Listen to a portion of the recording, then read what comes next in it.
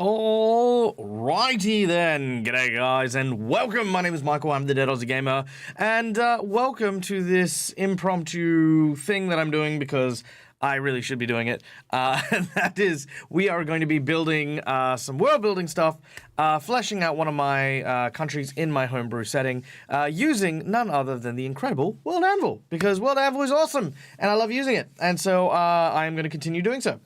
Now, I hope that you guys are all having a wonderful day or night, whatever time it happens to be. Happy, merry time zone. Yeah, today we're going to be working on Wilderon, which is a... Oh, why am I so blue? I'll fix that in a second, but yes. Yeah, we're going to be working on Wilderon, which is basically my version of like the beast world, as it were. This is kind of my space where all the cat folk, the bird folk, you know, all the anthropomorphized animals come from. Why did they come from here? Well, back when the world was early and new, the elder races were created: the elves, the dwarves, the dragons, the merfolk, and the fae. And after their success, it was, you know, the gods decided that they wanted to do this more, but, you know, kind of wanted to figure it out a little bit more. So what they did is that they evolved, as it were, a group of animals into these creatures, which became the Wildran, or the Wilderfolk. Kind of more closely tied to the Fae than anything else.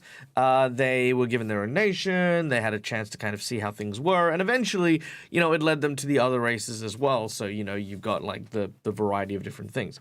So that is, in essence, Wilderon in a nutshell. We've done an entire series in Wilderon called The Winds of Wilderon, which is available on YouTube at the moment. And I wanted to do a sequel to that in our upcoming GaryCon game.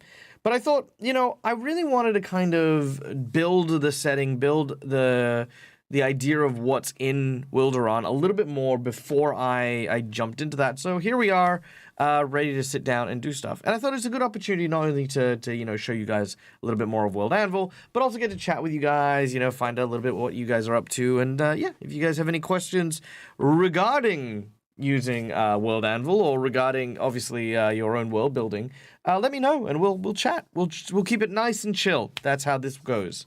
Bam, nice and chill. All right, so where do we begin? Well, first of all, we are going to begin right here in World Anvil. Where are we? There we go. And we are going to start off by building a country. So Wilderon is our first country here. What have I done here? There we go. Okay. So Wilderon is our first country. So Wilderon. Nice. Hey, what's up, Nixolotto? How you doing? Wilderon.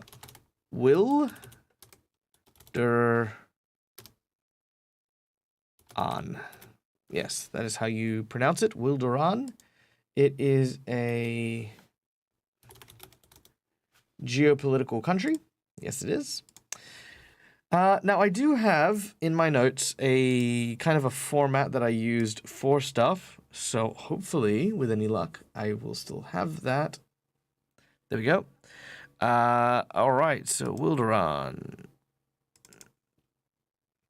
Templates. Here we go. Settlement templates.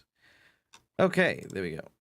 So we're going to be using our template that we used for the cities, and we're going to change it just a little bit. Country.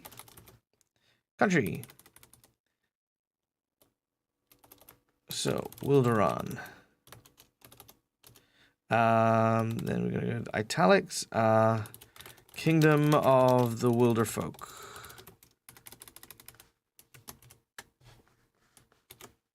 Make that a little bigger. Make that a header. Oh God, that's just making it bigger.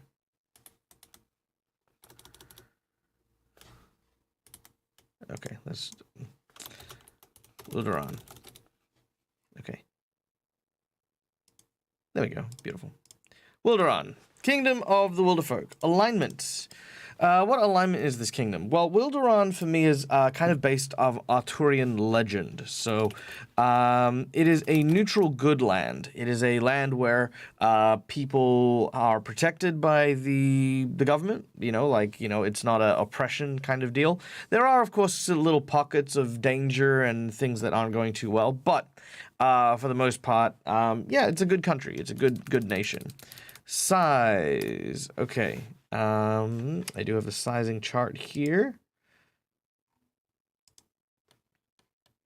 Where's my sizing chart? There it is. Okay, so that is...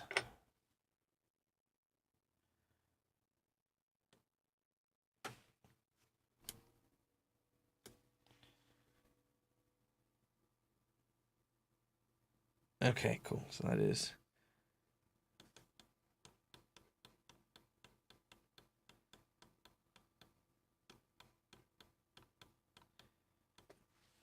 Okay, so that's about 400.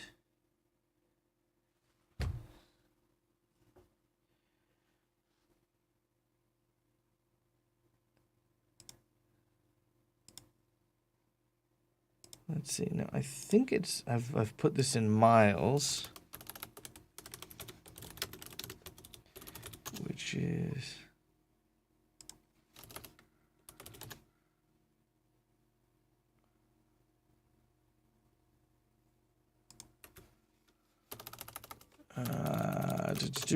how far is that? That is 400 miles is from...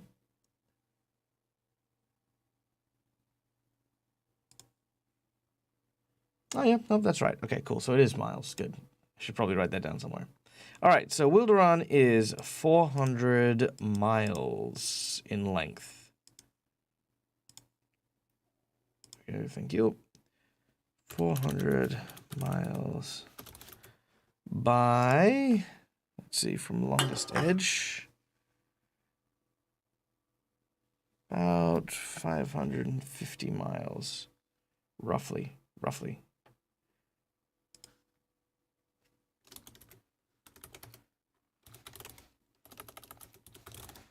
Okay, so there we go. That's roughly the distance we're looking at.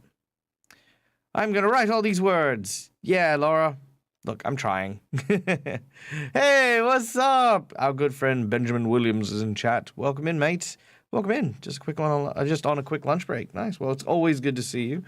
Yeah, I'm just writing up some stuff about my homebrew setting, doing some stuff. I can input your history in a timeline for you. Oh, that'd be amazing. I'll make sure to write that in. Population.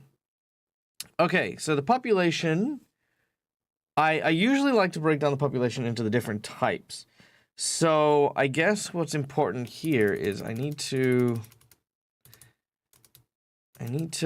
look at the different, because it is quite segregated. So let me go into here real quick. So Wilderon is broken into the Leonin, the Raptoran, the Lupin, the Bovin, the Mogru, the Equus. Yeah, I guess.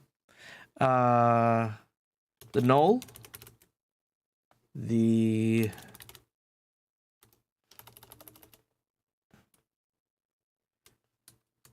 I think it's not a Bovins. The Taurin, the Mogru, the Knoll. Oh, what's this? I'm doing some world building for my homebrew setting. We're building a nation of animal creatures. It is a kingdom of mine called Wilderon. Ah, yes, the geez, what are they called? What is yes, so it's kind of like a King Arthur kind of. The Suridae. That's the one.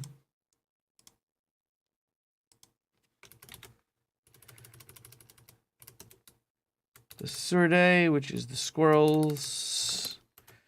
The Strig, which is the owl people. Yeah, so, sorry. I'll focus. So, Weasel Queen, what we're doing.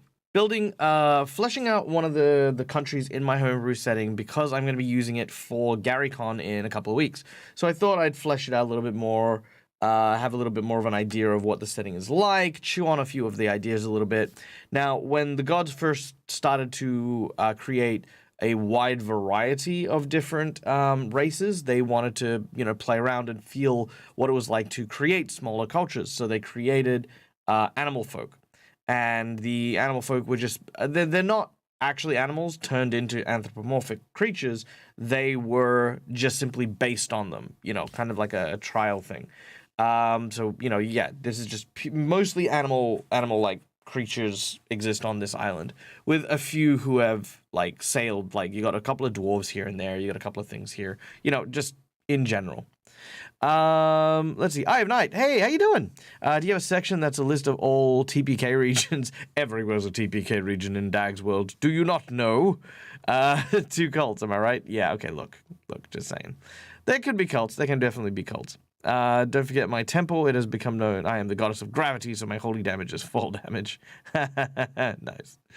Yep, so we have the squirrel folk in there. Which one of your various things is this for? Yeah, so GaryCon. GaryCon is what I've got coming up in a couple of weeks. And we're actually doing a return to Wilderon. So I actually did a series called The Winds of Wilderon. It is on my YouTube live channel. It's okay. Don't I mean, it's great. It's a lot of fun. But I'm still editing the episodes, so they're kind of very raw. If you want to watch them, great, go watch them. I'm going to be putting up a playlist hopefully this week once I've managed to go through, edit them all, and go, hey, if you're really excited about GaryCon, go check this out. So it's being tinkered with at the moment. But yeah, the show featured a group of individuals who were trying to get word out that the mammoths from the kingdom up north have invaded Wilderon, and the king lions died, and there's a whole political thing. It was great. It was very, like I said, very, very King Arthur kind of, Knights of the Round Table type vibe. I'm just right now thinking about what other creatures exist here. So there's the Leonin, the Raptoran, the Raven folk.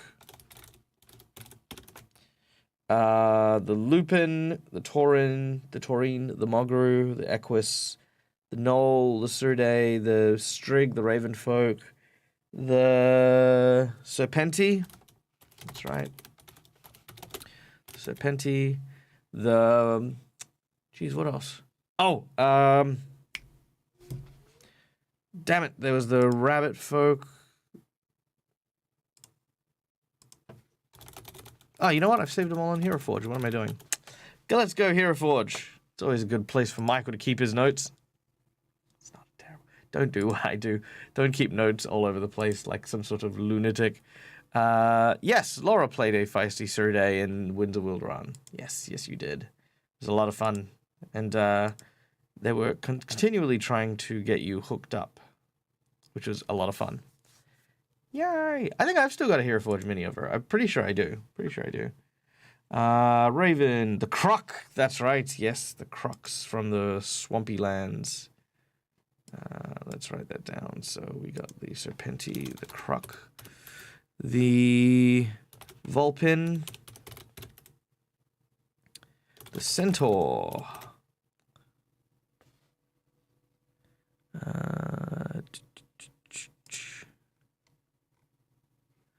The Tabaxi, the Catfolk, which, yep, they're there. Okay. Angolas, the, what are we at?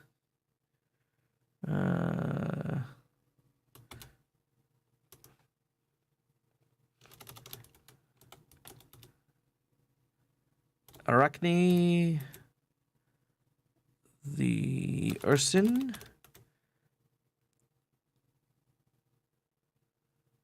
the Muskies, that's right. These are the rat people. The Ori, which are the rabbit folks. Grung, which are frog people.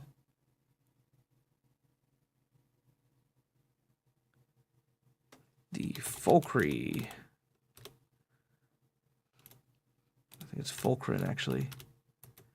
Folkrin, the falcon, basically. Falcon. They're like kind of Egyptian styled. Knolls. Vulpin. The turtle.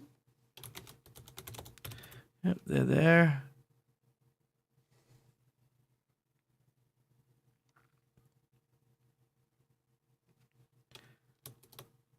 And the Ottoman, which I just thought was funny. All right, looks like that's... Oh, and the lizard folk. Yes, there we go. All right, cool. I think that's everyone. Whew, goodness. Don't go near the bush. Oh, my God. Yeah. Oh, that's amazing. All right, cool. There we go. Sweet. Actually, you know what? Let me go show you. Let me show you Laura's Hero Forge mini, because I do have that. I do have that right here. And and I've got my little thing here.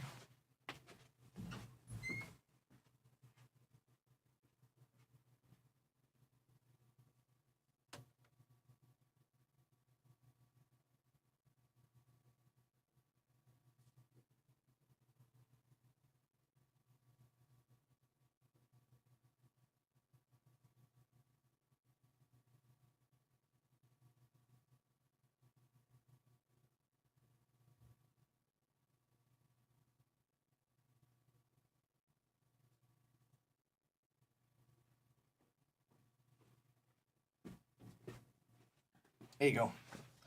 This is Laura Bones's character from the series.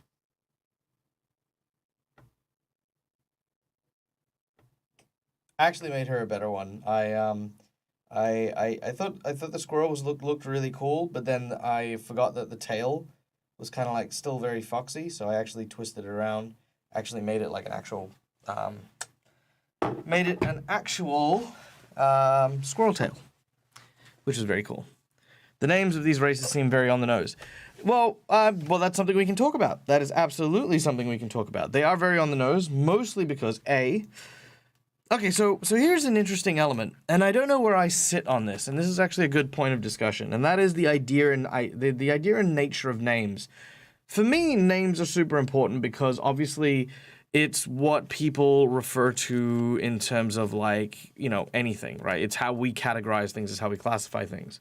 If I call something, welcome to the kingdom of Ambrax, you know, cool, that sounds really interesting, it sounds really, you know, kind of, you know, magical and fantasy, right?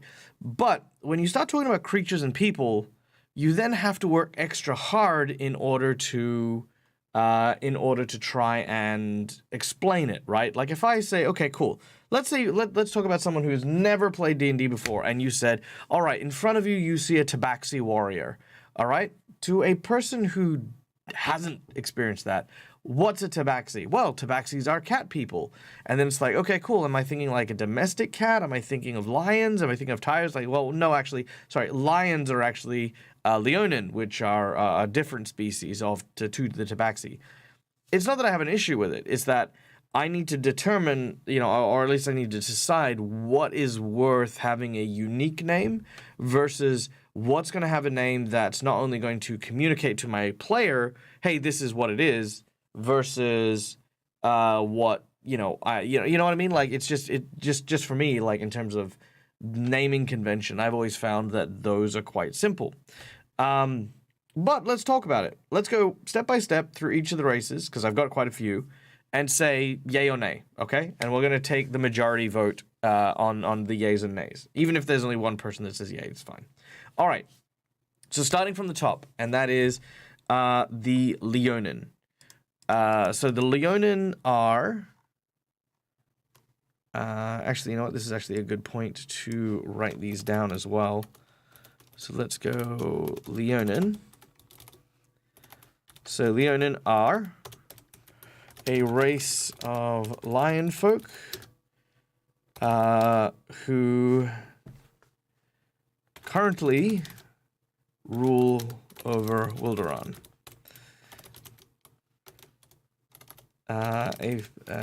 They are considered to be the nobility and knighthood surrounding the crown of Wilderon, led by King Leos, the fifth, led by King Leos the Fifth.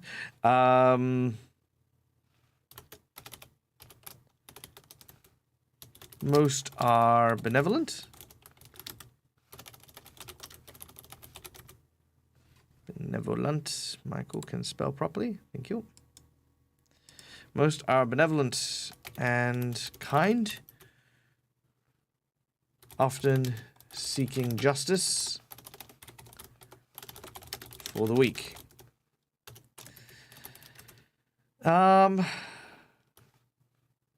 Many know that climbing the hierarchy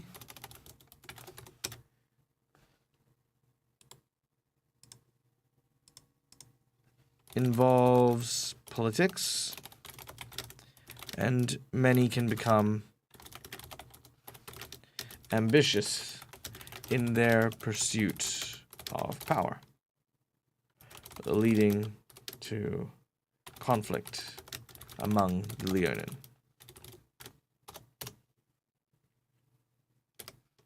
Outwardly, they are perceived as the heroes of Wilderon,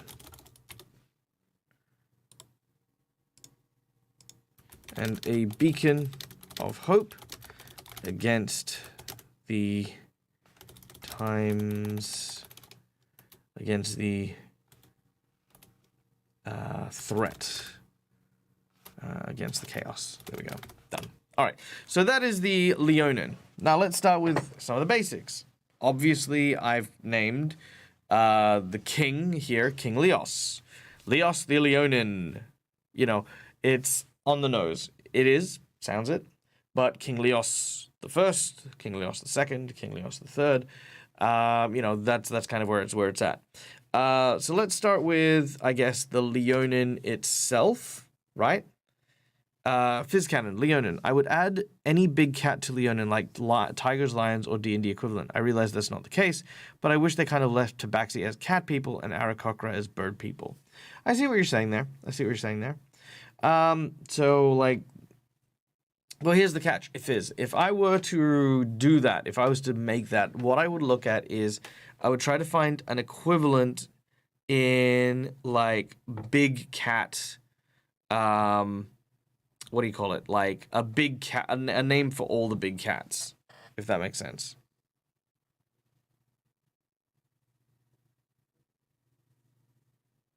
Ah. Excellent. So if I've got like big cats coming in, right? Like it's like, you know, yeah. Look, I know, Weasel. I know. So this is why we're talking about it. This is why we're world building. Okay. So do we like the idea of having a race of big cats? Is that something that we think is desirable? Is that a desirable thing?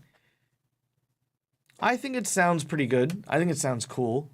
I definitely don't like the idea of, because I mean it's the same thing with the Raptorans as well. Like there's the Raptorans, there's the Strigg, there's the Ravenfolk, there's the Aarakocra, there's the Falkrin, you know, there's so many different bird variants. What if Leonin was a variant of another subclass? You know what I mean? Like your race is this. You know, it's like kind of like your ethnicity, right? So you've got your race, but then you've got your ethnicity. You are human, but your ethnicity is blah. So if you were a whatever we're gonna call the big cats, and your ethnicity is Leonin, we could kind of work it that way. That could kind of work, and then I could apply the world lore to the race, not the ethnicity, and that could work. The Thundercats. Thundercats. Ho! Yeah, I like Thundercats. Used to grow up on it. Used to love that stuff. Okay.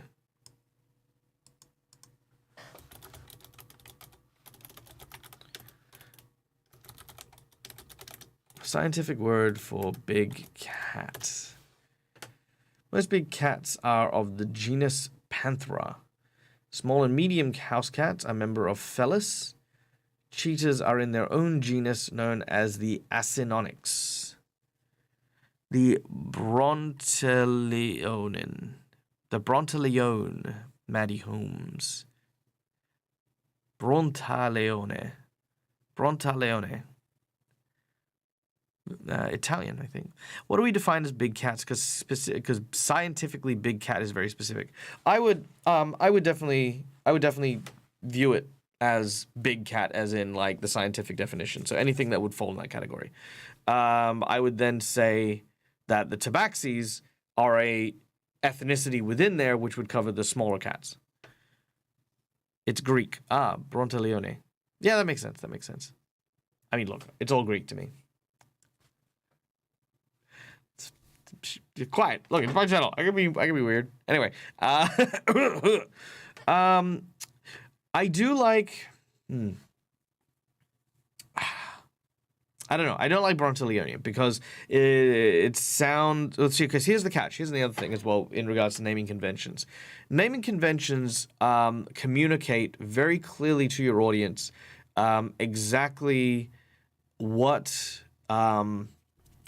exactly what your culture, what your personality, what everything is about, right? So if you use a Greek word or a Greek translation, then there is an expectation of that style of like element into it besides just the name.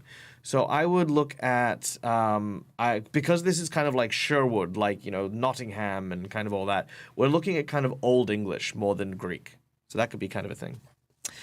Whoop whoop, regular Shakespeare here. Thank you, Maddie. Just like any cat that's big or specifically Panthera. I mean, I would include cheetahs in with that, but it specifically says that cheetahs aren't included in that. So, yeah, I'd say members of the Panthera. I mean, the name Panthera itself sounds pretty cool, and it's accurate. Yeah, that's true. The Panthera.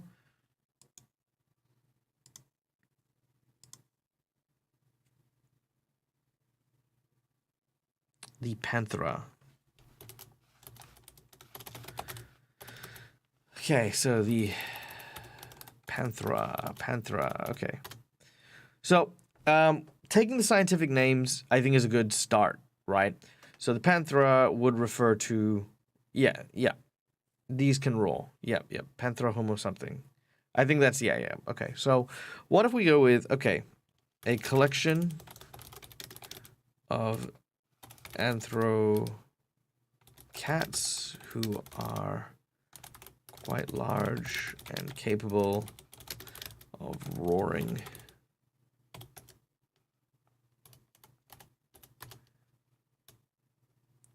Most notable among the Panthera are the Leonin, the Tigra,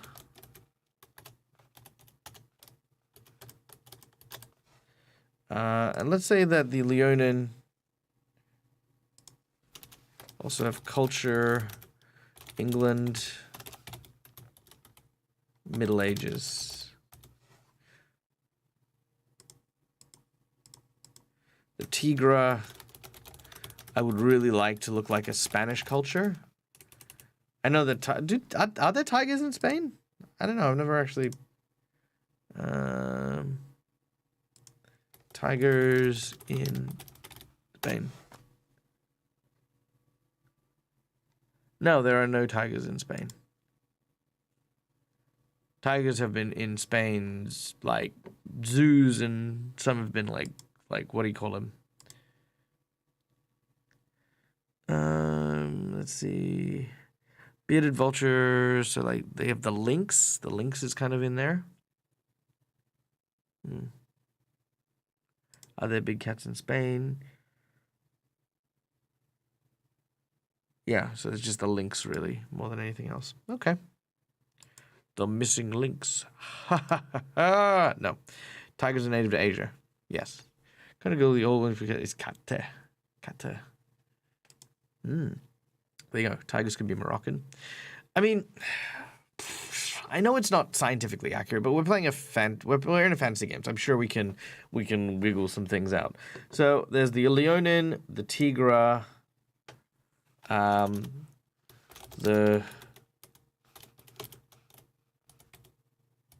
Jaguar. That could be kind of cool. The Jaguars. And I'll put, you know, let's go with 3 notable things and then the culture. 'Tis 1:30, must sleep. Good night, Laura Bones. Farewell, farewell, be safe. Race of lion folk who rule the country of Wilderon. Consider me nice. Okay, so I think we don't need to worry about that one per se.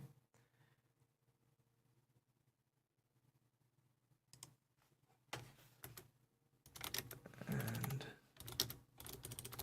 Code of Chivalry.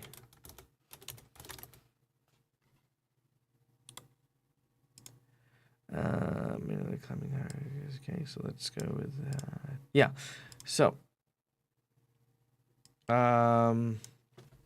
Leonin have a hierarchy that is followed closely by the various families. Outwardly, they are perceived as the heroes of Wilderon. Yeah, okay, there we go. That's cool. Okay. So we've got the Leonin, we've got the Tigra, we've got the Jaguar, and maybe, yeah. I mean, look, this is not specifically like all of them, right? Like there'll be other smaller things, but I kind of imagine this is kind of like almost like the noble houses of the kingdom, right? So the Leonin are in charge. They're the families who are directly related to the royal line. The Tigra are members who are, of course, you know, like, you know, kind of the exterior noble houses. They have their own lands, they have their own things that they look after. Then the Jaguar are kind of maybe a bit more wild, a bit more temperamental, you know, kind of showcasing a little bit more of like the cultures that may exist here. Tigers could be Moroccan. I don't know much about Moroccan culture. I do not know about Moroccan culture. Oh, the lions could be Moroccan. Ooh, that is actually kind of cool. But keeping in mind, Wilderon, for our purposes, is kind of like the Arthurian legend thing. So that's why we're going with England. But that's a great idea, Nick. In fact, I like it so much, I think maybe I will make the tigers Moroccan. And I think that, yeah, I think that kind of works really nicely, in my mind at least. Never once saw a tiger in Morocco, but that was never due to a lack of trying. Well, I mean, here's the thing. Again, like I said, we are not creating a replica of our world. We are taking inspiration from our world in order to help build. So I want the people in charge of Wilderon to be Old English. I want the lions to be in charge because it makes sense. You know, King of the Beasts, perfectly makes sense. Tigers, I feel like tigers always get a bad rap. I'd like to, I don't know, like having them be Indian, for example, I think is too much of a culture shock between England and the next quote-unquote nobles of the area. So Moroccan, I actually kind of feel that there are plenty of similarities between the hierarchy system that they used in medieval England to the Moroccan royalty and stuff like that. So I'm actually kind of keen on that one. I think that fits quite nicely. The Jaguar, a caste system. Yes, yeah. Spanish tigers. All I can imagine is Puss in Boots. Well, maybe that's what we do with the tabaxi, perhaps. So let's also add the tabaxi. And we'll give them 3 things. And then culture Spanish. Yeah, I like that. That's kind of cool. Maybe the Jagar will go with Indian. Southeast Asian Indian. Just so that we don't have any mix-ups. Because, I mean, look, I'm not American, but, you know, people make that distinction. Tired. Hey, CATS system. Fizz. You'll make me laugh.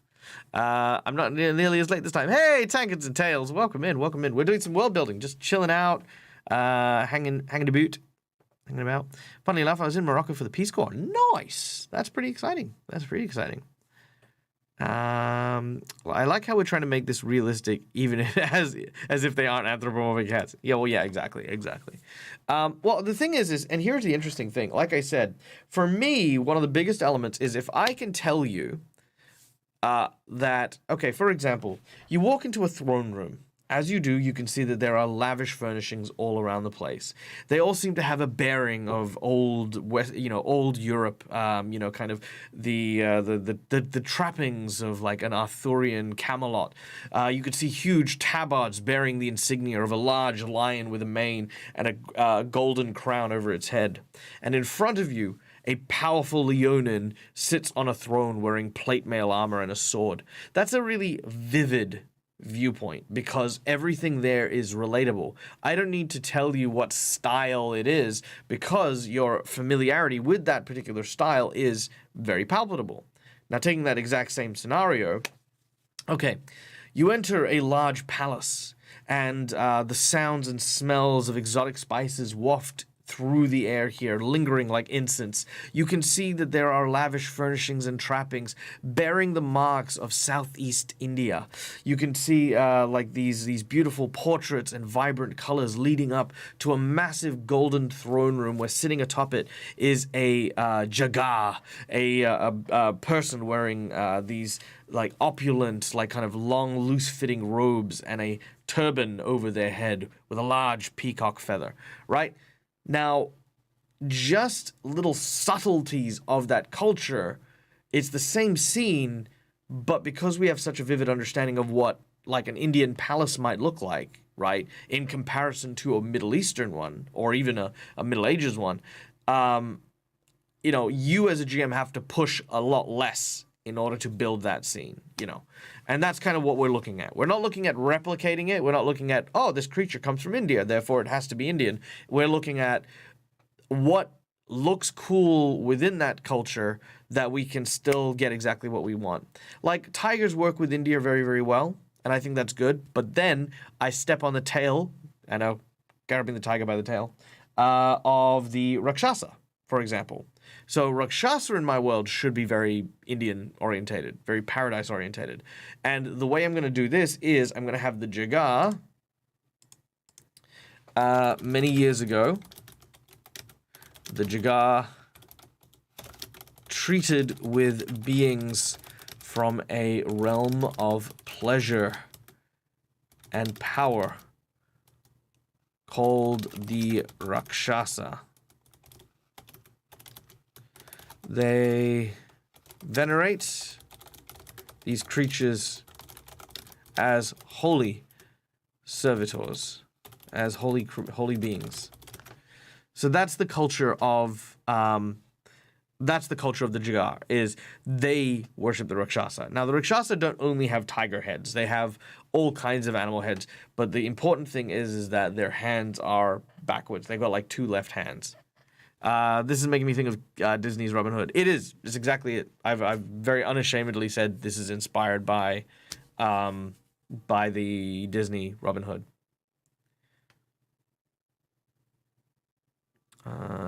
Did you Prince John or King Richard? I'm thinking King Richard. Like, at least So we'll get to that in a minute. But yes, right now I'm thinking King Richard for the Leonin. But yes, let's give these guys a little bit of insight here. So Tigra. So the Tigra are Moroccan. So the Tigra are very wealthy family who handle much of Wilderan's commerce.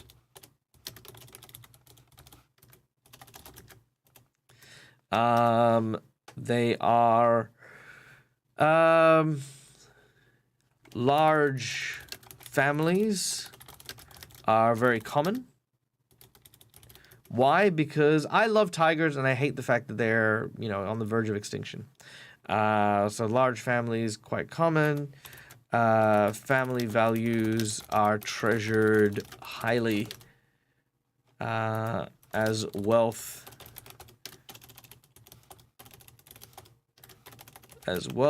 is gained for future generations. Richard was a real right dick in real life. Yeah, no, he was. He had hero complex. He had a hero complex where he had to be the hero, and often that would also involve him perpetrating his own crimes in order to stop them. It was quite a whole thing. So wealthy family handles much of the commerce. Yada yada yada. Then what do we look at? What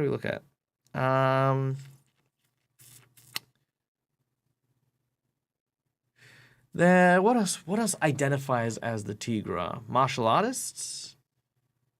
Pursuit of excellence? Is it hard to use real cultures in your game in a way that many people will understand and connect it to their culture without leaning into stereotypes? The answer to that specifically is yes. But before I go any further, I need to get a drink. But I will come back to that because that is important. You want music? We can put on music. I can put on music. I just hadn't put on music. Let's see. What do I want to listen to? You know what? I have just been enjoying the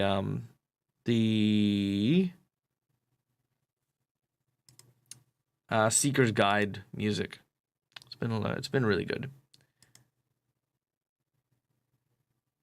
Oh, the music for the Tigra? Oh, right. Oh, okay. Very well. Well, then I would put music on. No, I might still put music on. Hold on, let me...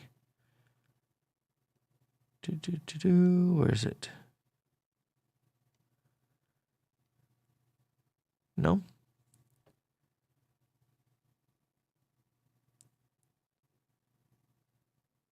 Huh, weird. Okay.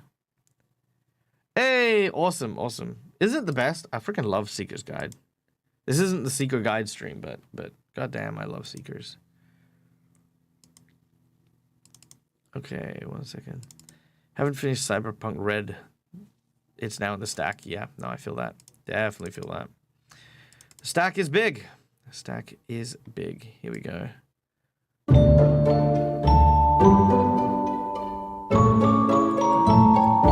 me turn that down a little bit. There we go. Little subtle noises, not blaring. There we go. All right, sweet. Yeah, I love the soundtrack for it too. It's amazing. Haven't gotten your hard copy yet. It's great, Nix. Seriously, it's so good. All right, so maybe music. Okay, yeah, I like that idea. Rich artistic culture based around music. I like that. That's a really cool one. Just finished reading it. Love it. This music is super delightful. Yeah, the train one's still my favorite. I think I really like the tea house one. Yeah. They love tea, so much tea. Moroccan tea is a thing.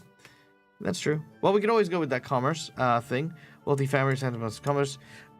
In particular, they are renowned for their tea.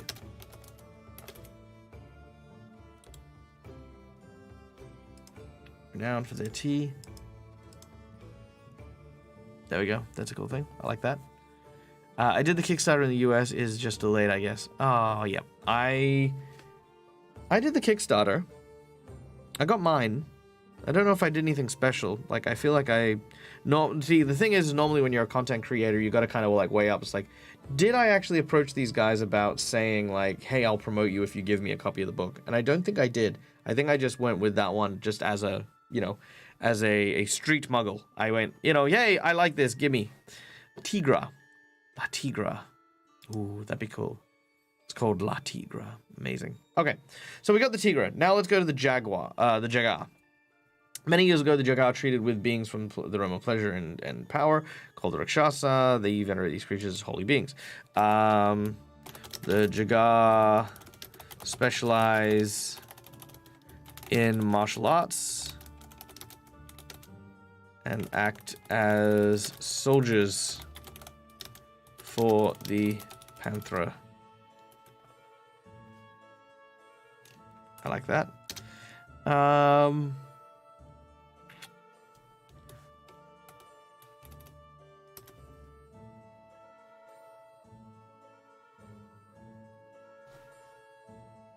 No, actually, no. Let's not make them soldiers. The Jagar specialize in martial arts and are in constant search for self-perfection. While some mistakenly believe that the Jagar are peace-loving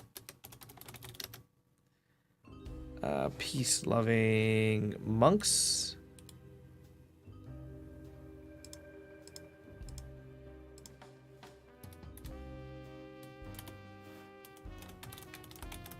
The truth is that most are trained in the same manner as assassins and soldiers. What does this mean? Could mean anything. Like the Jagar could be like, it's like the idea of the militia, the idea that everyone is trained at an early age. The art director for the book streams on Twitch. She used to stream more. That's how I found out about it. Oh, that's cool. Yeah, the art is amazing. Holy crap. Like the actual isometric arts. Ooh, amazing. All right. Then let's look at the Tabaxi. Tabaxi make up the majority of the populace.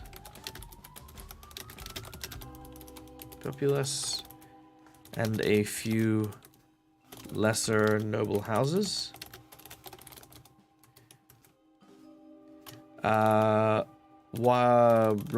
Widely traveled.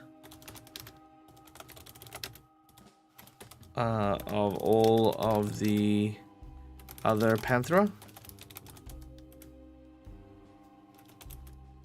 Most consider Tabaxis to be the most diplomatic,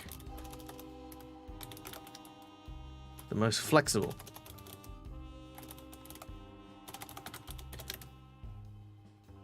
to deal with.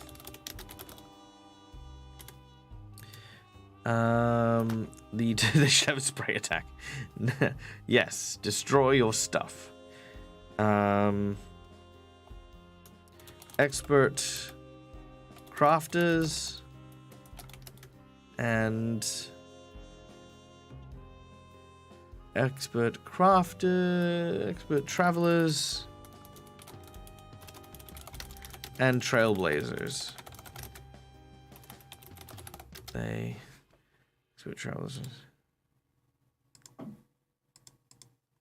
find excitement in new and curious things. Yes, there we go. And they're Spanish. Ta-da! Would it be funny if the Tabaxi's main line of work was travel service just so you could say Tabaxi taxi? I love it. I love that. That's amazing. Okay, I'm going to grab a quick drink and then we will return. So we have now done the Panthera, which I feel like this should be in its own category. That's not here. But we are now going to call these the Panthera. Which means we don't need the Tabaxi. And... Okay, cool.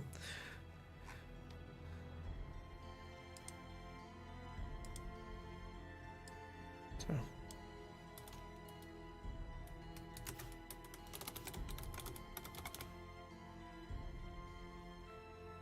Okay, so we've got the Panthera. Next up, we're going to be looking at the bird folk.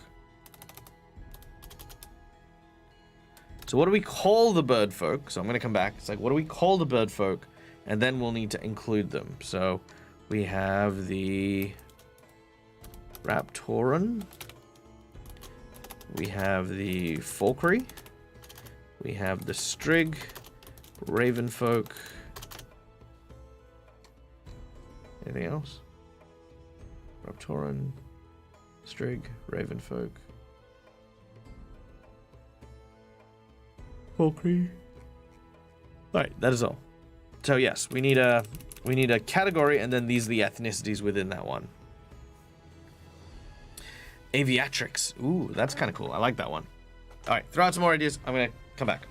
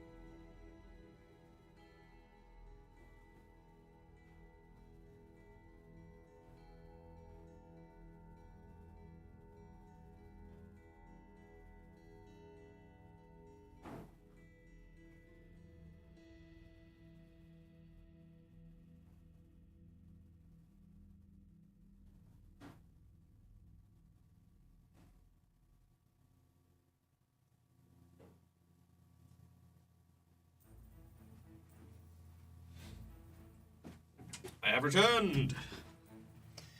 Okay. Vultures would be cool to add to the bird folk. Yeah, I like vultures.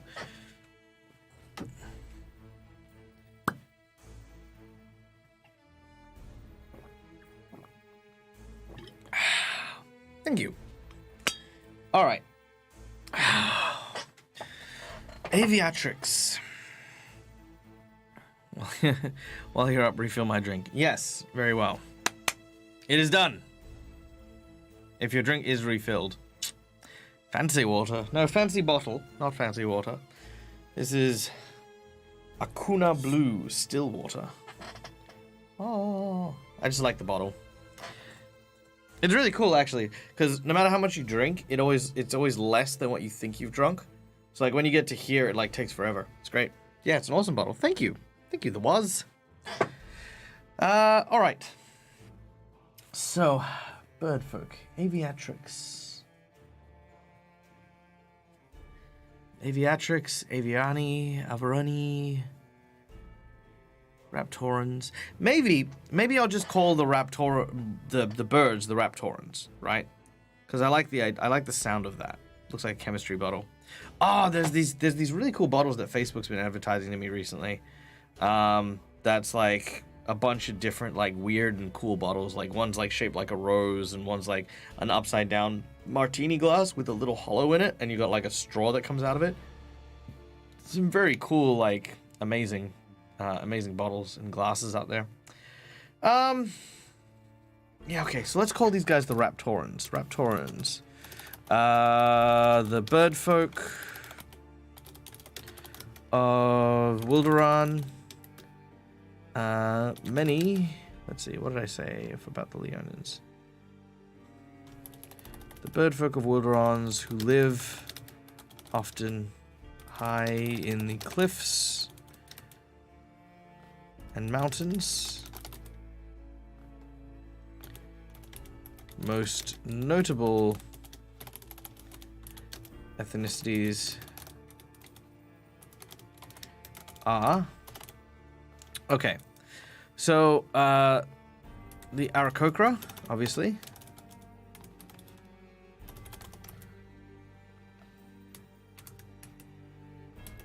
The Falkry, the Strig, and the Ravenfolk are what I've got. Hey, what's up, Crimson Rockstar? Welcome in. I'm having a pretty good day. It started in the right way. Facebook's just been advertising scams to me. 90% off diamond anniversary rings. Too good to be true. Yeah, you don't want to buy those ones. The Wish ones are like awful. Like they're so hit and miss. Yeah. But you know what? You gotta go to the stuff you like, and you gotta make sure you just like cancel all the stuff you don't. That's just it's weird. You gotta play the algorithms game. A penguin army. Don't think Wilderon's really penguin territory. There is a place up north that might, but not here. Okay. So what do we want to define the Aarakocra as? So what is okay? Well, let's actually just go define it. What is an Aarakocra? Because I know that Aarakocra is kind of like quote unquote bird people, right? But how do we distinguish Aarakocra? Aarakocra, sometimes called birdfolk, ostrich people. Amazing. Aarakocra, beaks and feathers. They might look like large birds only when they descend to roost. Yada yada yada. Nowhere the Aarakocra in the sky. Avian mannerisms. Okay, so it doesn't really specific, so it's like the non-specific bird type. Okay, so if they're the non-specific bird type, I'm imagining eagles, falcons, and stuff like that.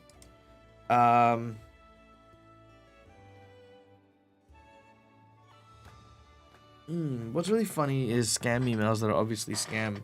Well, you know what? It's both really insulting and very smart, because it means that if you fall for the scams, it probably means you're pretty dumb, right? Like if you click on a link that says, "Act now, holiday at Bay. Click, give me money to start your loan today. Congratulations, you win." And if someone clicks on that, you're like, okay, cool. I've got a good shot at tricking this guy out of some money. That's like there's some weird logic there. General bird of prey. Yes, I agree. Okay, bird of prey. All right. So then we got the okay. If they're the general bird of prey, then I guess we don't need the Falkry. Maybe vulture race is actually Corvians. Ooh, Corvians are kind of cool. Are both crows and ravens corvids? Because I do like ravens a little bit more than I like crows. Not by much, but a bit. Unfortunately, those are the elderly get really by those. Yeah, it's very true. It's very true. Sad. All right. Okay, so Aarakocra culture.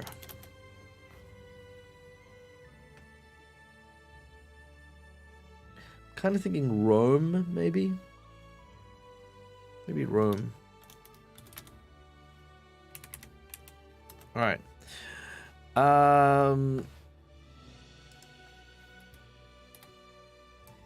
not all of these need relatable cultures, right? So, like the Strig, for example.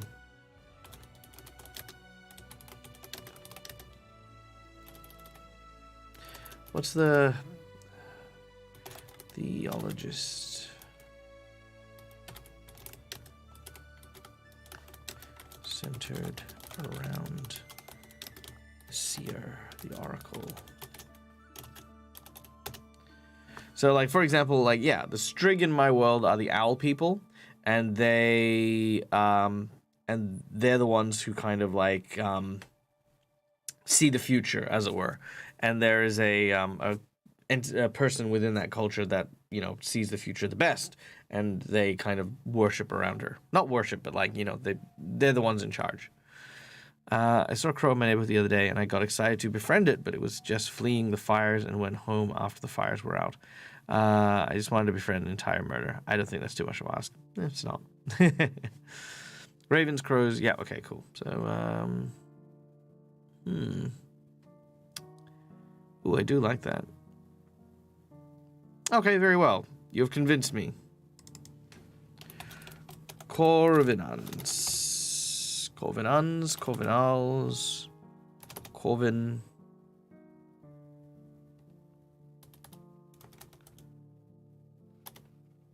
Corvastin. Corvastine. Corvastin. Corvastin. Corvastin, Corvastin, Corvastin, Corvastin. Ah, he's a Corvastin. Yeah, I think that works. What do you think? Do you like it? One test that I always have for names for things, especially if I'm using like kind of sound like a twisted name, Corvastin. Corvastin does sound like a place. That's true. But Japanese.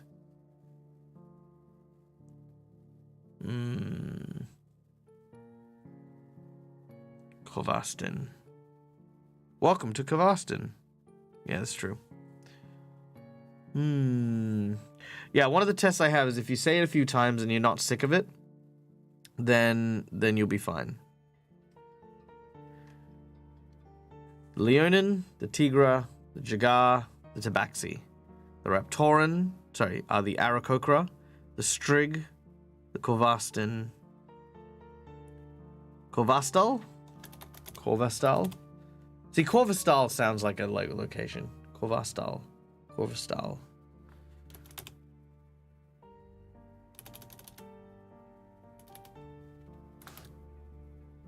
Corvindal.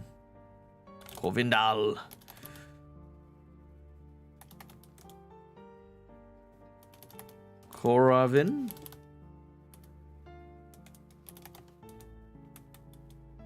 Corvind.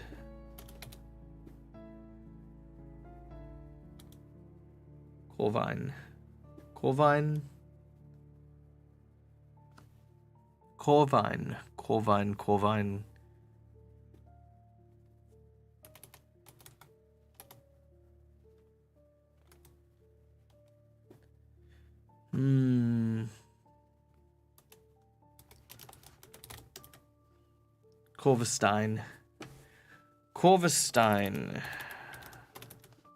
Corvastine?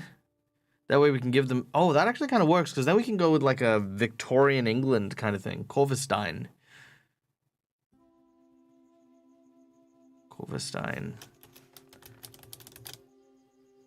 What do you think?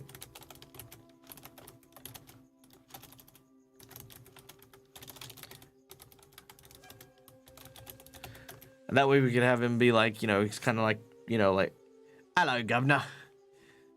Yeah, that's right. I come from Corvastine. I come from Corvastin.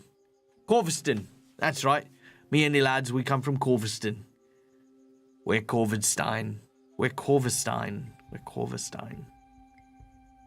No, Corvastine sounds like a location.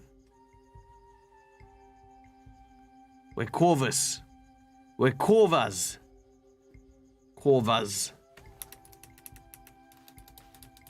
The Corva. Yeah, Corva. Yeah, we're Corvas, mate.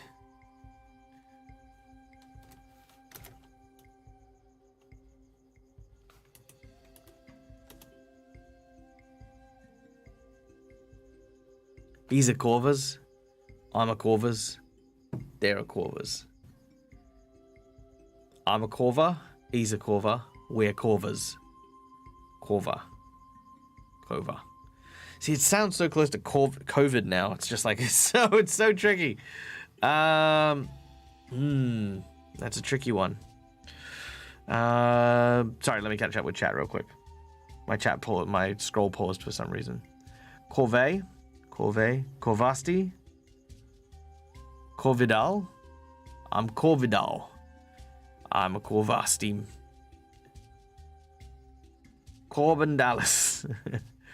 Flocker. Corvistani does sound like a language. Corvistal sounds like a fish by a swashbuckling pirate. Corvus. Corvey. Corvidon. Corvistanians. Corvistic. Corvidae is the scientific term. Corvus.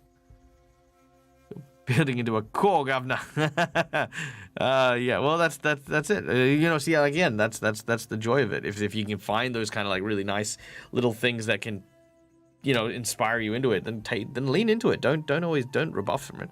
Sounds like potential for steampunk stuff. Yeah, that's kind of what I'm thinking. That's exactly what I'm thinking. Go Vidal. The Vidal. Oh, Core Vidal. Ooh. The Vidal.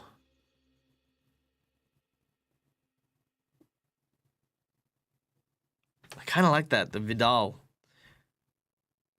But that sounds poetic. He's Corvus. Corvus.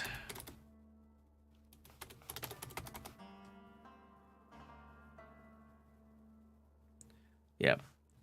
All right, listen here. I'm Corvus. He's Corvus. We're Corvies. Ooh. Ooh, that wasn't bad. Let me try that again. All right, I'm Corvus. He's Corvus. We're Corvies. What do you think? Does that sound all right?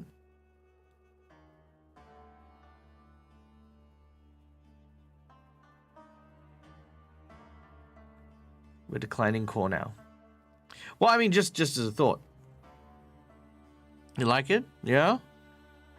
Corvus. Yeah, that's okay. I think we got a winner there. All right.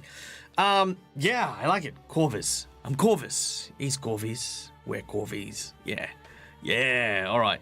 So, these guys, I'm imagining, so here's the interesting thing. The way that we've set it up right now, Leonin, Tigra, and Jagar are like kind of the noble houses. Then the Tabaxi are kind of like the people on the ground, like the serfs and the peasants and stuff.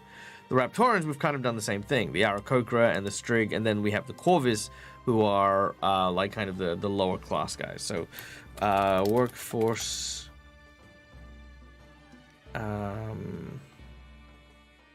often considered to be good luck. No. Was considered to be workforce. No. Okay. Sometimes believed to be a bad omen. This stereotype has made. Hey! Oh, thank you so much, Ira Genasi, for the 800 bits. Oh, big love. Thank you so much. Oh, yeah. Thank you so much. That was amazing. I hope that you're having a wonderful evening. Yeah. Oh, that was so nice of you. Yes, we're doing some world building. We're building Wilderon, my beast world, as it were. And we're currently talking about bird folk. So okay, so I think we're happy with the Raptorans. So let's get rid of the Strig, the Raven folk, and the Fulcrin. Okay. Imagine a Rakshasa causing chaos within the feline races. Well, a Rakshasa is... Well, the Jagar worship Rakshasa, so it's kind of already half there, Okay. Sometimes some believe they're bad. This area made many Corvus rather cynical. I don't know how to spell cynical. I think that's it. Yeah, there we go.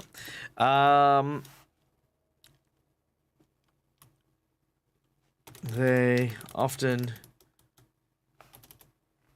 bond quickly with members of their species, even if they've never met them before. It is hard to win the trust of a Corvus, but doing so earns you an ally for life. Yeah, I love that idea, that these kind of crow people are very much like really, really closely knit together, even if they've never met you before. If you're a Corvus, they're like, yeah, you're like family, right, straight away.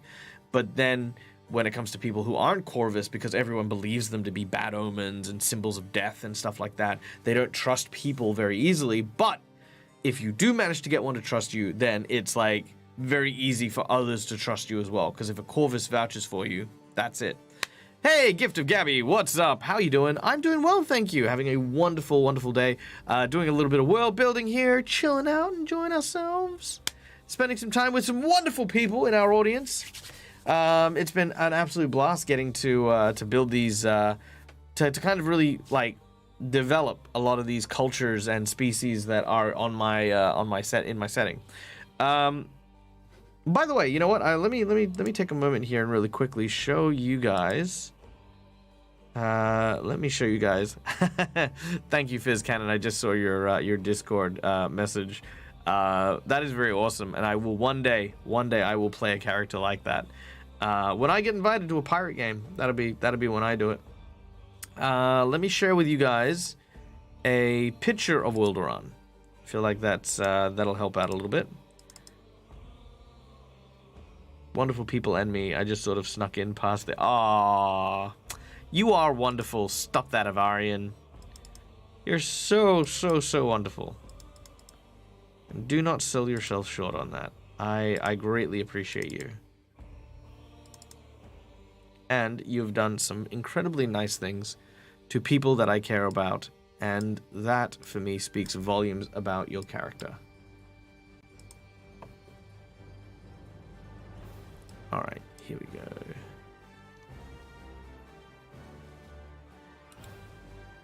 Transform the screen, thank you.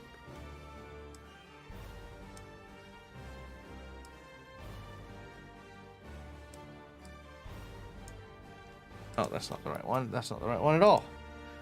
Wilderon. There we go. That's Wilderon.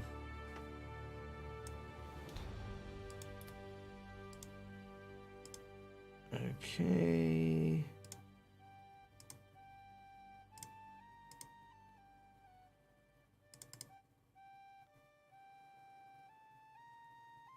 Is that working? Nope. Okay, let's try it again.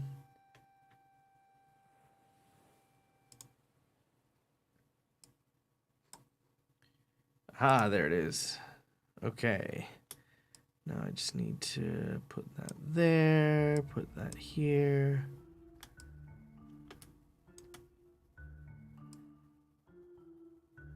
All right, here we go. And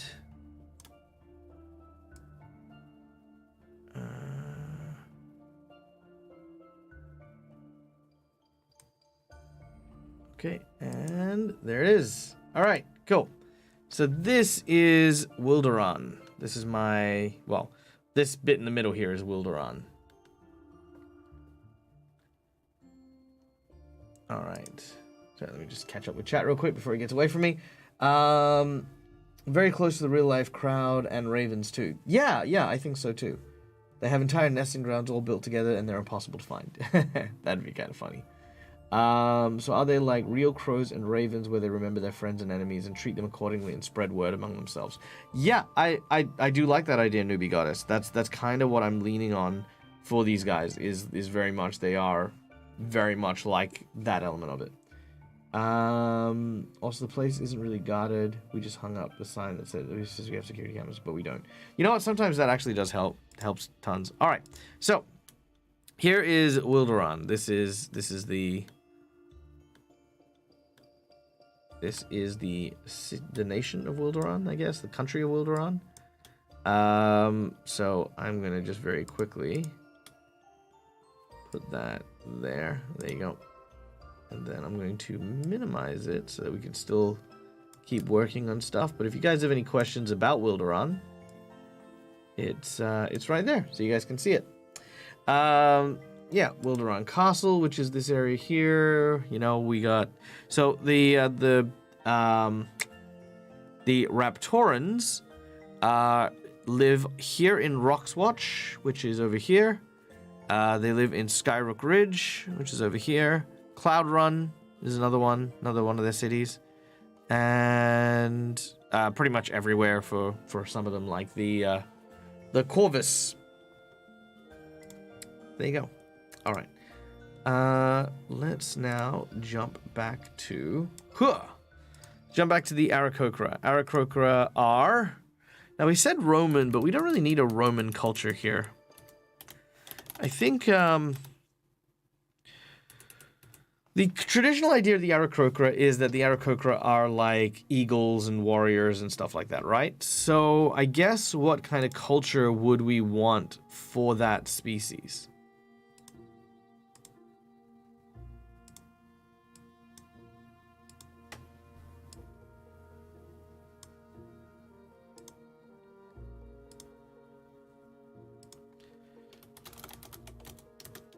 What kind of culture for eagles? I mean, look, we can go with the stereotype, you know. Well, it doesn't have to be a real one. You know, we just need to kind of have a premise of like, what do they like? What do they fight for? What do they believe in? What sort of things do they get up at night to deal with and contend with? Why do the Aarakocra do is the question. Something nomadic? Mongolian, maybe? It's not a bad idea.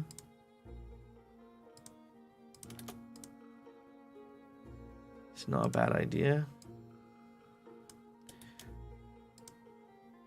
I mean...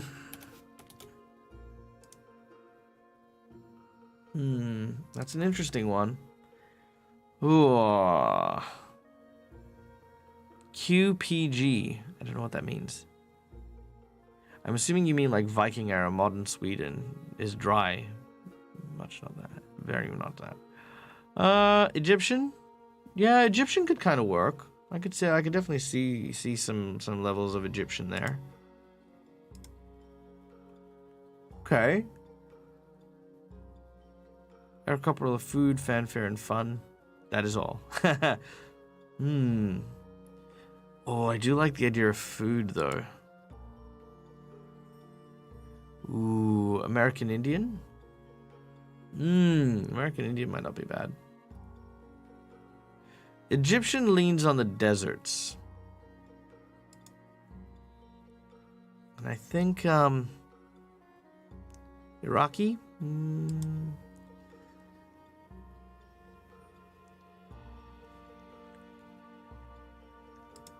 Okay, so mixed culture built upon martial skill,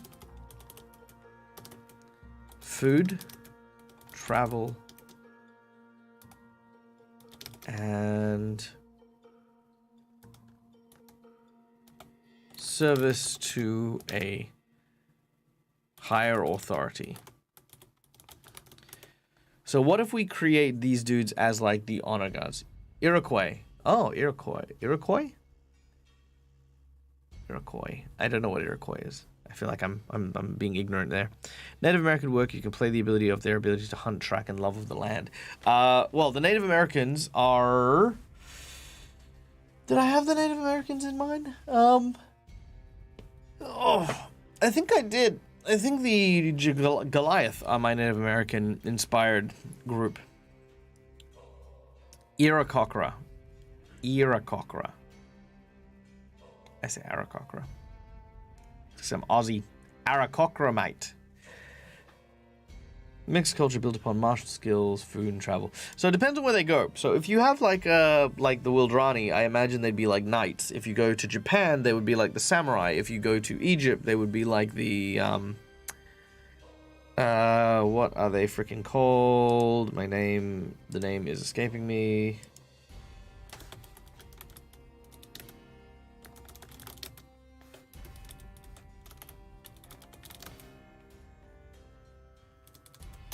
They were called the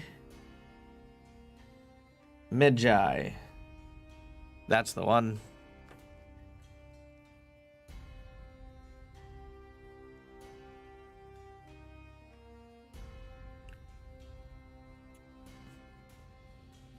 Oh, that's kind of cool. That is very cool. All right. So, believe that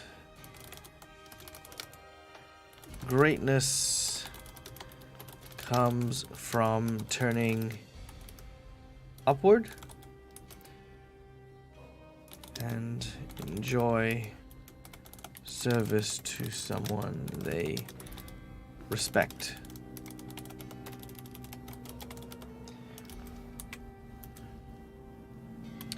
Powerfully built and skilled aviators. They offer their skills to those deemed worthy.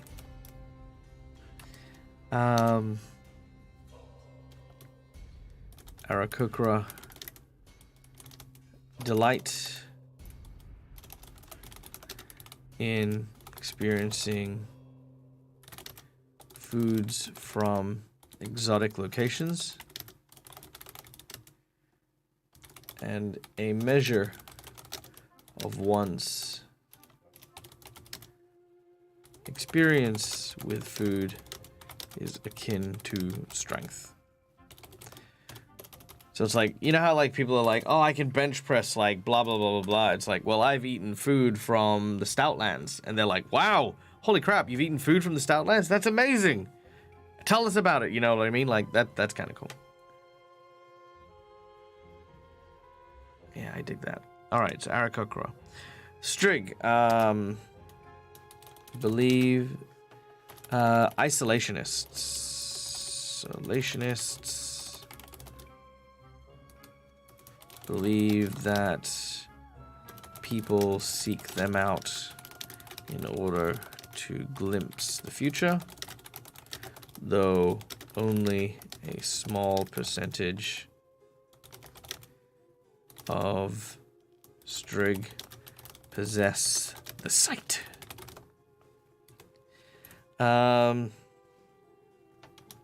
Strigs not wishing to follow in the way of the seer often leave their culture behind. Okay, so that's a cool one there. So yeah, traditionalists, traditional isolationists, so they don't like people, they live high in the Skyrook. So you can see there is the Skyrook Ridge. So Skyrook Ridge has Raptorans living along it, but then at the very, very peak, that's where you can find the Strig city, and that is where people tend to, like, you know, not get there. Yeah, okay, cool. So we got the Raptorans. Okay, what's next? The Lupine, the Lupin, the dog people. Okay.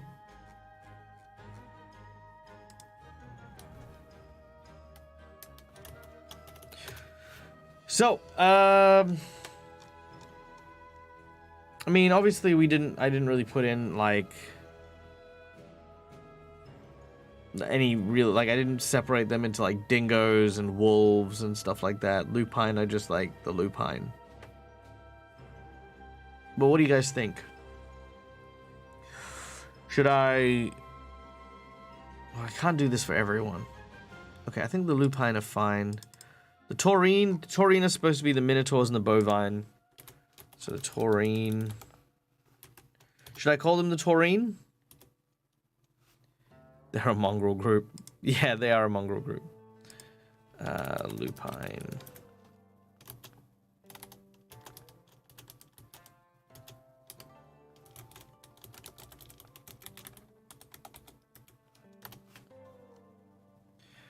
And then the Taurine.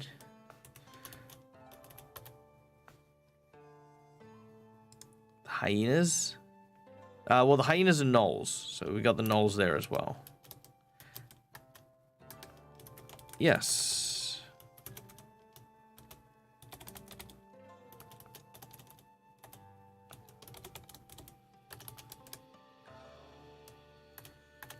Yeah.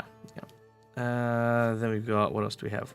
Time for you to head to bed. It was good to see you chatting, everyone. No worries, Avarian. Have a wonderful evening. Please sleep well. Rest, my friend. And I look forward to seeing you very, very soon. The Mogru, which are mole people. Actually, you know what? Let me just copy and paste this down here. That's gonna be a lot easier for me to deal with. Okay. So the Mogru fit into a different category as well. Sorry, I'm just muttering to myself at this point. Just bear with me while I...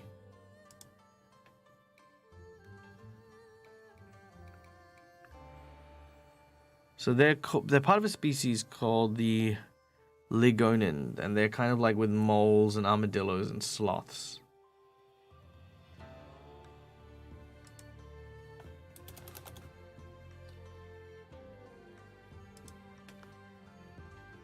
So I guess...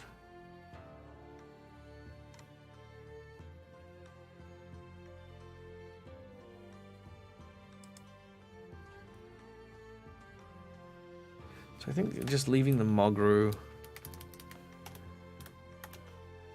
The Equus. Now the Equus are horse people.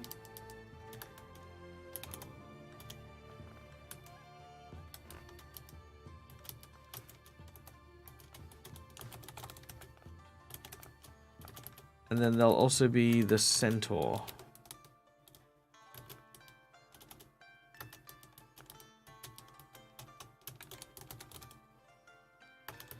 You got attacked by an armadillo once? Jesus.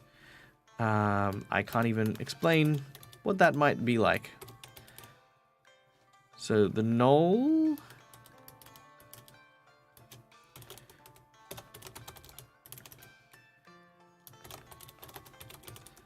Alright. Equus, gnolls.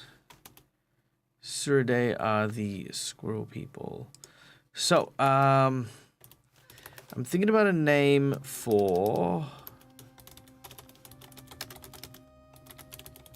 small folk. Suridae. Actually, the Mogru can probably fit into this category as well.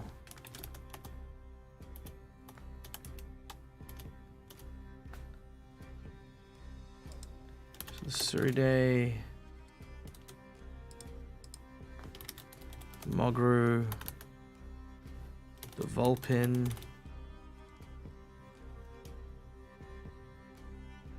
Pangolas, Muskies, and Ori.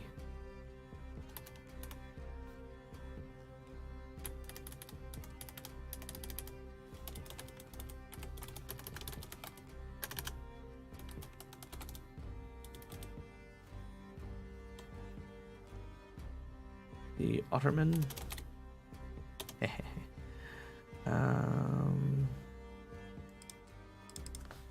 Alright, so I think they're fine. The Ursine.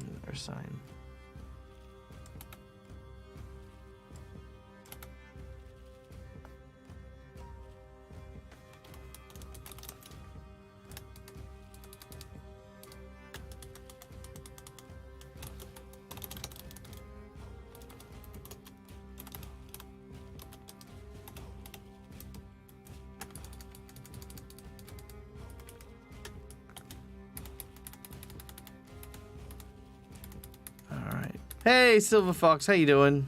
Don't worry, I'm just putting these down here.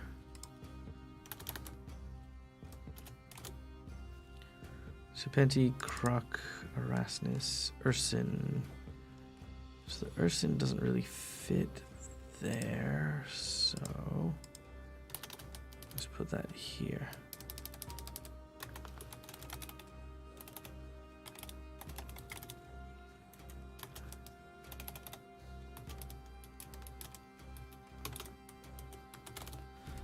Alright, there we go. Finer than Foxfur. How about you? I'm doing really well, thank you. Lizard folk.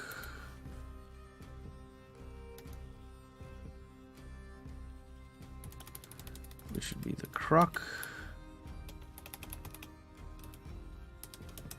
Lizard folk.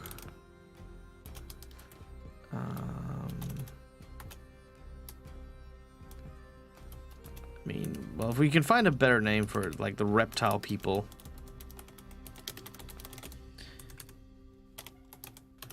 Portal. Serpenti. Okay, there we go. And I think that covers...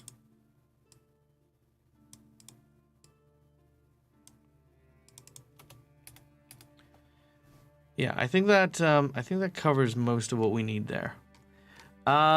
Is it free or subscription based? It is both. So there is a subscription option, which is really, really useful. There is also a free version, which allows you to use it pretty easily with no trouble at all. Yeah, no, it literally costs you a cup of coffee, and it's pretty damn good. I recommend try out the free version, and if you like it, and it helps you, then go for the full version. For me, it has been crazy helpful, and has really helped me not only motivate myself to keep writing, but also given me the tools that I need in order to, like, just keep up with it. And then, yeah, Sorafine. Ooh, I do like that. Sorafine.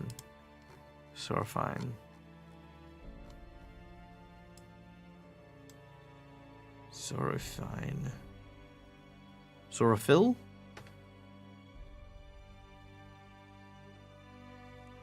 Ooh, I do like that. We're gonna write that down. Soropine. There. I'm gonna write that down. Let me catch up with chat real quick.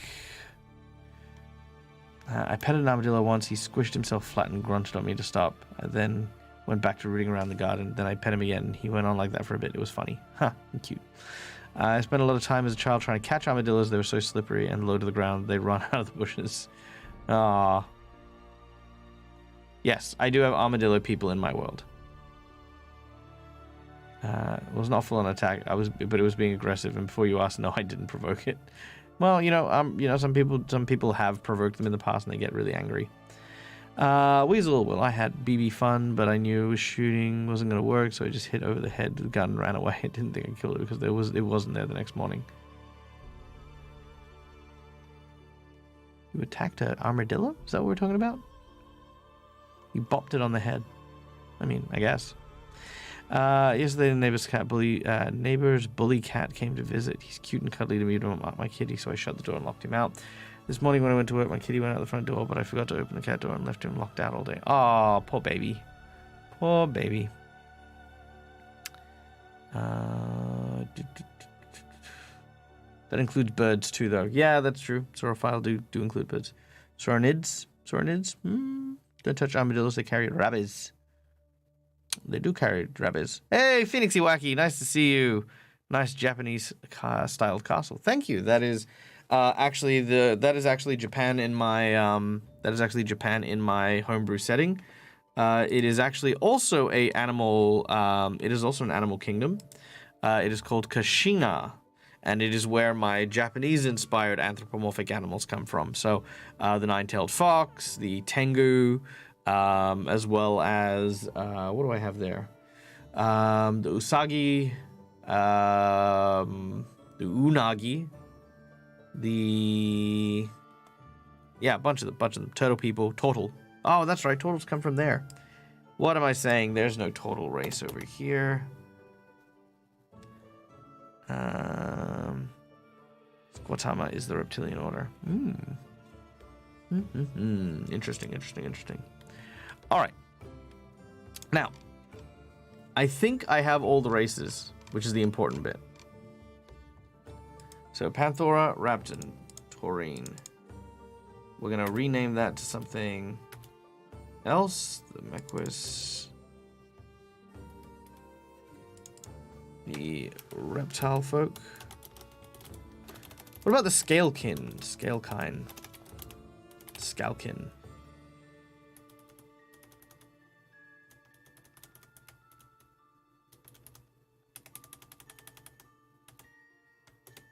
Do you like Skulkin? Does that work?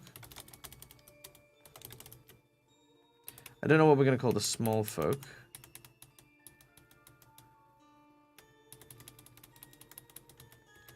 But that looks much better. So we still need to name the small folk.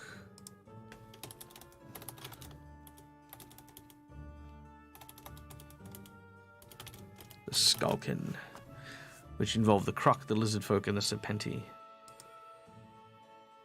Kind of works. Kind of works a little bit. Good to see you, everyone doing well apart from the even the. Ah, Phoenix, stop it.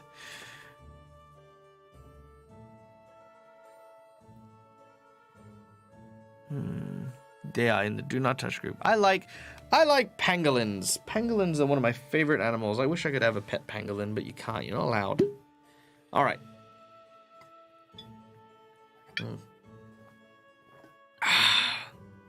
Whew. Okay, so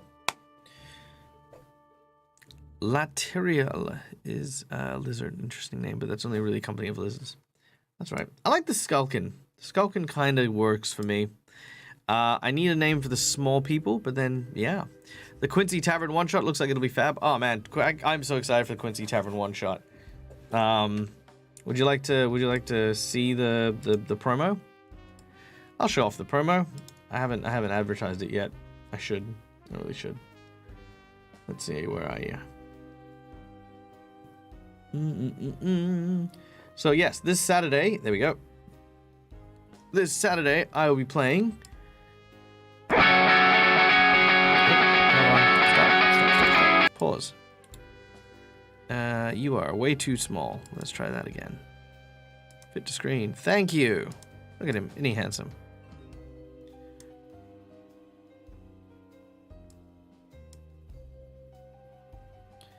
All right. There we go. Let's try it again, shall we? Maybe without blowing out my players' ears as well. Let's turn off the music.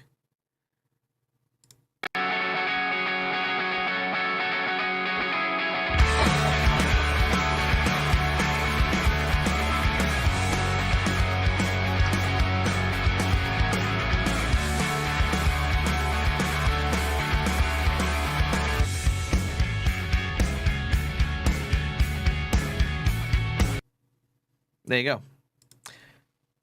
Yeah, I'll be one of the very first individuals to step forth through the precipice into Quincy's Tavern for a D&D adventure. So I'm very excited about that. That's going to be amazing. Yeah. I'm playing an Aasimar, I think. I'm playing an Aasimar. I should probably follow that up. I was supposed to post something. Hold on, I'll tell you about my character in a minute. Oh wait, here we go.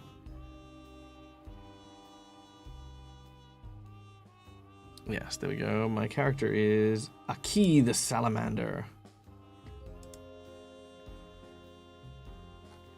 Join with this character. What animals are in the small folk category? Alright, here we go. I will tell you in just a second. Let me... Wonder draft go away. Okay, so this is my D&D Beyond character sheet. There we go. Can I move that across? Nope, I can't. That's fine. So Aki the Salamander. I am a Scourge Aasimar Sorcerer, level 3. And that is the character. And this is the Hero Forge mini. That is a Hero Forge mini. The Hero Forge mini is this one. Hello! I was on YouTube, but it was dead quiet over there. Oh, yeah, it is super quiet on my YouTube channel. The YouTube channel, by the way, if you are on my YouTube channel, that is mostly just for, like, just keeping my stuff saved. If you want to come chat with me, come chat here. Chat here. Chat here is good. But yeah, this is my character. He is a fire dancer. With tattoos. The stats are too good. Toss them out. Yeah, no, they were actually pretty decent. I was quite happy with that. But yeah. So this is my Aasimar Fire Sorcerer, which I'm very keen to play. Yeah. All right. So, back to stuff. How are you, Hellhound? I hope you're doing well. I'm sorry that you were... I wish I had a way to check the chat on I wish I had a way to check the YouTube chat while I was live, but I can't. Not yet, anyway. I'll work on it. I'll work on it just for you, Hellhound. Oh, I think I follow that guy. Does Lucifer cosplay? I don't know his name. Yeah. No, he definitely does an amazing Lucifer cosplay. I actually saw him when he actually went live to Quincy's Tavern, and it was so adorable watching him like just geek out over Quincy's. It was amazing. I love Quincy. Quincy's amazing. Quincy's so much fun. I'm actually seeing him on Thursday for our casual game, so I'm very excited. I love Quincy. He's great. I was asking if there was a rat and mouse folk in your world, but I think it falls under many species. Yes, actually I do. So let's talk about. Let's reel back in here. Let's talk about. So what we're doing is we're creating all the different race cultures, I guess, a little bit, for Wilderon, because Wilderon is an animal-based country and based nation, and we can't just have like a million different animal races. So much like we went with, hey, there's the Panthera, and here are the species of the Panthera. Here's the Raptorans, and here are the species of the Raptorans. We're doing the same thing. So we have the Lupine, which are, at the moment is really just the dog folk, the Ursine, which are the bear folk, Taurine, which are the cow or bovine folk, the Equus, which are the horse folk and the centaurs, the Gnoll, who are going to be just gnolls, the small folk, who we're going to be talking about right now, is the Suridae, which are squirrels, the Mogru, which are moles, the Vulpin, which are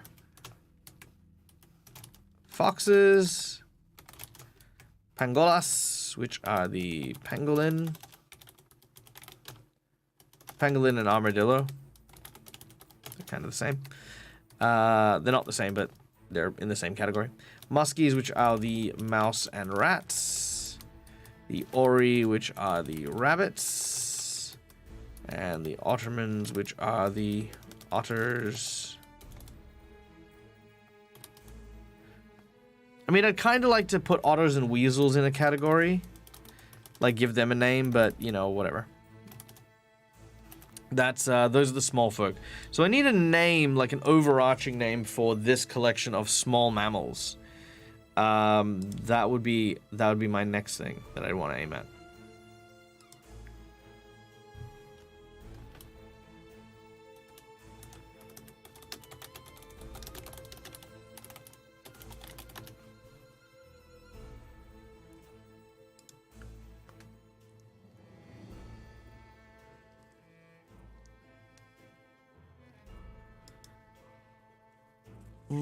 Okay, let's see.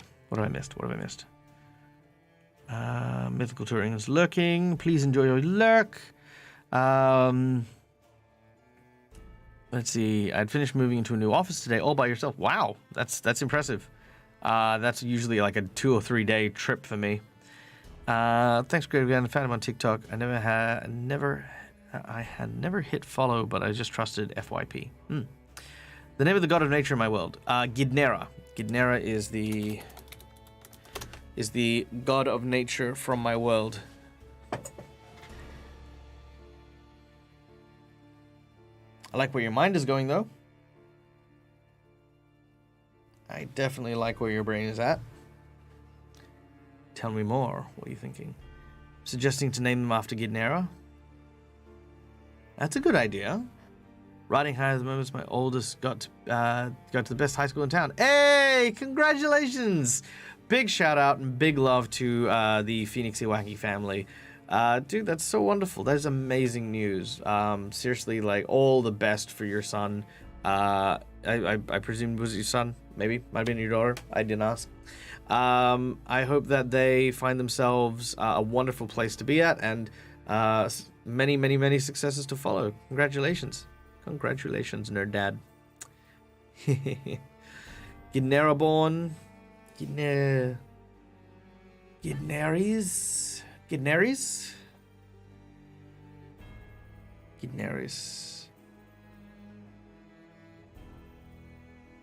Let's look at a brief. That's a good idea. It's a great idea.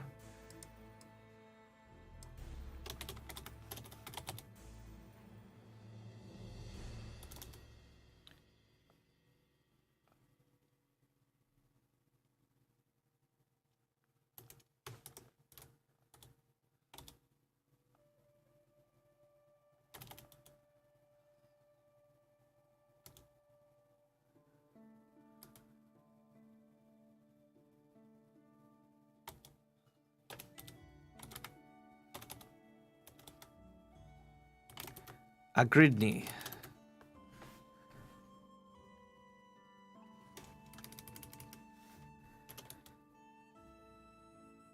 Agrendi. Agrendi. What about that? It's whatever you call those things when you jumble up letters and words. Yagrendi.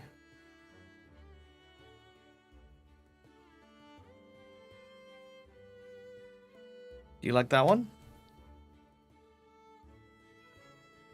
Etruscan, named after Etruscan stew. Anagrams, love it. Yeah, I like anagrams. Yeah, that kind of works. Agrendi. All right, I love it. Done.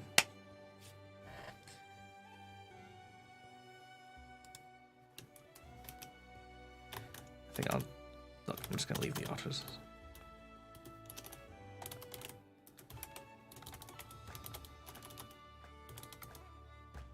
I use anagrams to name things sometimes too. Anagrams are great. Yeah, it's wonderful. Great inspiration. All right, so there we go. We've got the Agrendi, who are small mammalian anthrohumanoids. These make up the majority of the people of Wilderon. There you go. So they don't have, like, unlike these guys who, like, had their own kingdoms, as it were.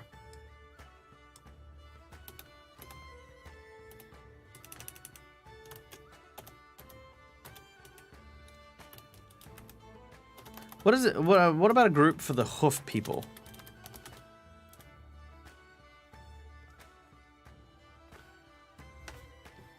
What's a good name for hoof people?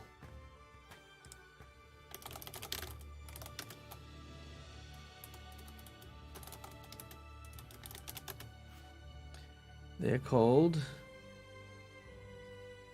ungulate.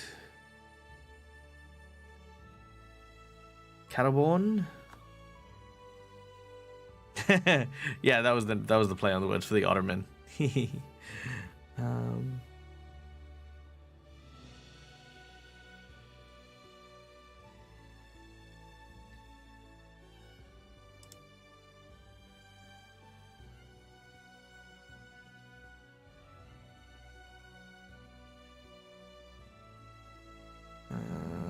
Artiodactyl.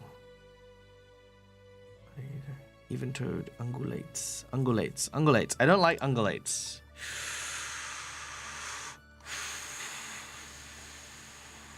Let's go to a translator. We like translators. English to German. Hof. That does not help me, German. Let's go to Afrikaans. Nope. Albanian. Ooh, that's kind of cool. The Thundra. Sikona, Aramaic. The Sikona, that's kind of cool.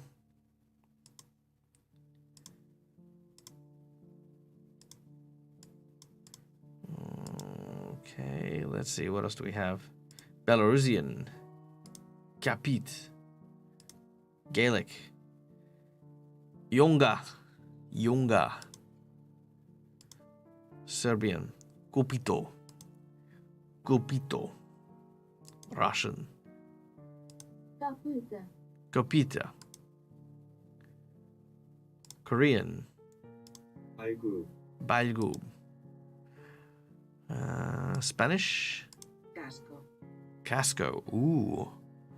Sakuna Matata. Kuf. Kopito. Slovaki. Swedish. Turkish. Toynak.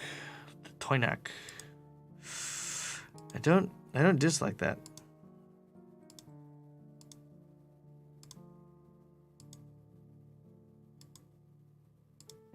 Ooh, the Sabuto.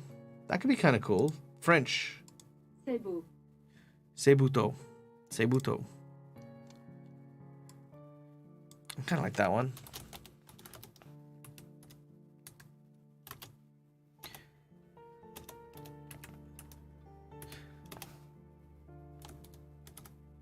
The Seibutori. I like that. The Seibutori. That's that sounds really cool. And then you have the Equus, the Centaur, and the Minotaur, who all kind of fit into that category. And if we introduce anyone else with like a cloven hoof kind of thing, like giraffes, for example, great. They're part of the Sabutori. That's kind of cool. Good night, Nixolotl. Thank you for joining us. I'm only going to be on for like another couple of minutes, but, you know, it was wonderful to see you. An absolute pleasure, as always. Sleep well, and hopefully we will see you sometime soon. What day is it today? It's Tuesday, so I will be back on tomorrow with Robert Hartley for Hero Forge building. So, yeah, there you go. Okay, all right, here we go. Okay, so let's now that we've got these, so the small folk are called the freaking, what do I call them? Agredni.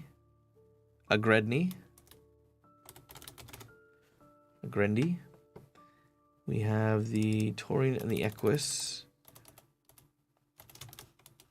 now called the Sabutori.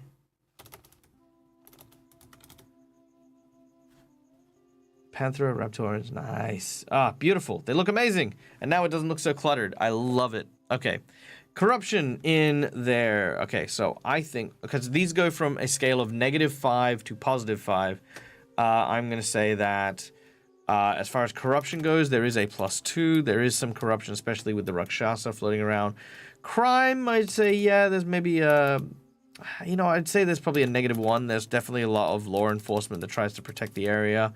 The economy, yep, it's got a great economy. Lore is pretty well enforced. Lore and knowledge, again, very, very highly sought after here. As far as their society goes, yeah, pretty decent society and stuff. So corruption, it is, you know, there is some corruption, there is some crime, but for the most part, they have it managed. It is a monarchy led by the Leonin royalty. There are regions governed by members of the Knights of Wilderon. Done. Unique qualities. Most of the population are Wilderfolk.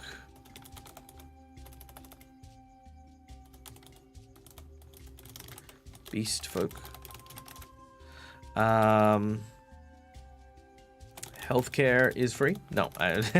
Ha! And now we're talking about Fantasy World. No, I'm joking. Unique qualities. Most people in Wilderfolk are beast folk.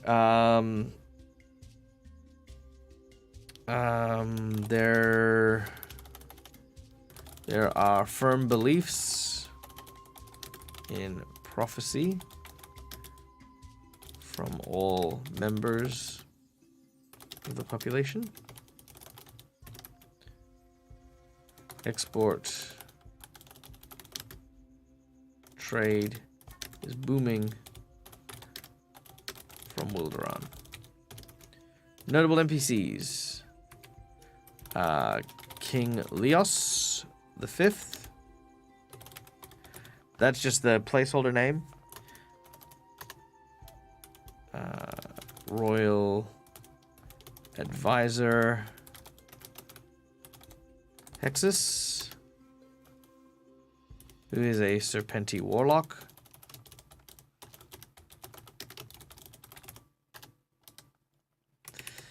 And we can probably build some more later. Dangers. All right, here we go. So this is the big danger. And we will come back. We will definitely stream this again, and we'll come back to Wilderon probably next week. The danger. After an invasion from the Mammoth Kingdoms. The wall separating Thundra and Wilderon was torn open. A mysterious cataclysm swept over the nation, and I am going to leave that be because that will be spoilers for my game, which I'm going to be running at GaryCon at the end of the month on a Friday, which would be a Thursday for some of you folk. But yeah, details will follow. Go and follow the channel, follow all the stuff, and you'll get to know a little bit more about that mystery, and we'll write some stuff. Hexus has some Yasma vibes, royal advisor trying to kill the king of the throne. Well, that was the point. And if you watch the Winds of Wilderon series, which I will again put links to when I get to finish editing them, yeah. There's definitely very, very much like, you know, long live the king kind of vibes, which is great. All right, let us save our changes. Always good to save. And guys, thank you so much for joining me. Thank you for hanging out today. It's been an absolute pleasure. My name is Michael. I'm the Dead Aussie Gamer, and I absolutely love having you guys here joining me and helping me kind of chew out these ideas. And yeah, hopefully you guys had fun. I had a great time, and we'll definitely do it again very, very soon. As for now, however, here we go. Let's find someone to go and raid, because we love sharing the love. We love going and hanging out with cool, fun people who is out and doing stuff on this beautiful Tuesday afternoon.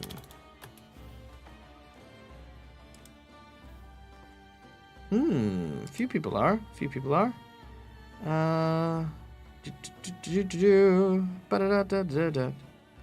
Ooh, lots of people. Let's go raid the DAT network. The Dragons and Things Network is a group of wonderful, amazing performers. We get to go watch good old Jim Jam at his best. Oh, the Incan Liar. You know what? We haven't rated Incan Liar for a while. You're right. Let's go see these guys instead. The Incan Liar is another wonderful group. They are currently playing Fate's End. We are going to go and yeah, send your support, guys. Now remember, you earn those big dag dollar dues for coming along with the raid, but always be sure to throw in all the emotes, throw in all the really cool love things, because we love telling people how much we appreciate them. Thank you for joining us once again.